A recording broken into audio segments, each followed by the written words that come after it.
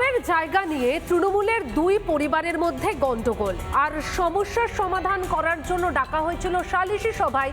কিন্তু তার আগেই তৃণমূল কর্মীর বাড়িতে মজুত করা বোমা বিস্ফোরণে গুরুতরভাবে জখম চতুর্থ শ্রেণীর এক ছাত্র। তার হাত গুরুতরভাবে জখম হয়েছে, তার দু চোখ মারাত্মকভাবে জখম। এসএসকেএম হাসপাতালে মৃত্যুর সঙ্গে পাঞ্জা লড়ছে ওই চতুর্থ শ্রেণীর ছাত্র। এই বাংলায় আর কত বিপন্ন হবে শৈশব, আর কত প্রাণ গেলে, বোমা ফেটে কত শিশুর মৃত্যু হলে টনক নড়বে প্রশাসনের, আর কত শিশু জখম হলে টনক নড়বে এ রাজ্যের প্রশাসনের? উত্তর কি আছে মমতার পুলিশের কাছে? তৃণমূল কর্মী আনার শেখের বাড়িতে বোমা বাঁধার কাজ চলছিল বলে অভিযোগ।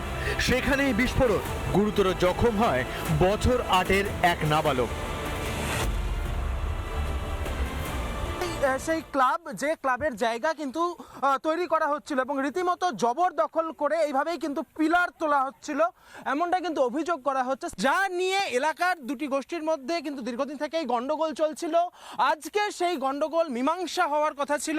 বিষয়টিকে একেবারে ভণ্ডুল করে দেওয়ার জন্যই বোমা রাখা হচ্ছিল, বোমা মজুত করে রাখা হচ্ছিল, এমনটাই কিন্তু অভিযোগ করছেন।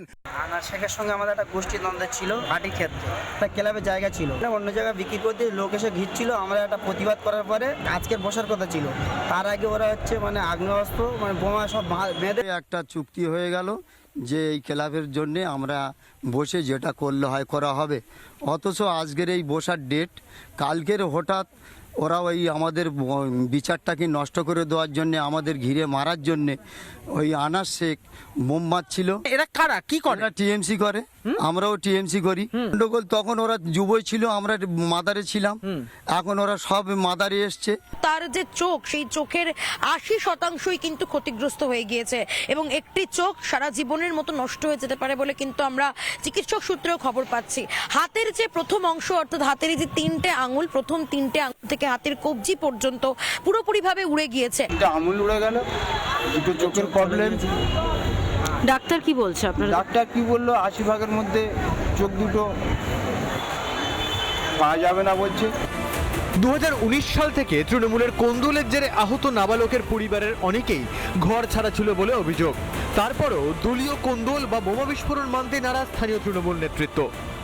বোমা বিস্ফোরণ হয়েছে কি বাজি বিস্ফোরণ হয়েছে সেটা তো তদন্ত করবে পুলিশ। আমরা যেটা শুনেছি, বাচ্চারা ওইসব চকলেট টাইপের কি বাজি আছে তাই নিয়ে খেলা করছিল, সেটা হাতে বাস্ট হয়েছে, গিয়ে বাচ্চাটার ইনজুরি হয়েছে। এ বাংলায় বোমা বিস্ফোরণ নতুন ঘটনা নয়।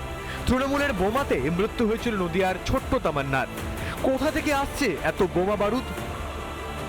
বোমার এই বিকেন্দ্রীকরণ, যে সর্বত্র বোমা, আলু পটলের মতো, এটা অতীতে ছিল না। যতদিন তৃণমূল কংগ্রেস থাকবে ততদিন এটা চলবে। এখন তো জিহাদিদের রাজ্য হয়ে যাচ্ছে এটা। আপনারা তৃণমূল করতে গিয়ে বোমা বাঁধবেন, আপনার বাড়ি উড়ে যাবে। কোনো শুনেছেন অভিষেকের বাড়ি উড়ে গেছে? অভিষেক ব্যানার্জির বাড়ি, বালুদার বাড়ি ওড়ে না বোমা বাঁধতে গিয়ে?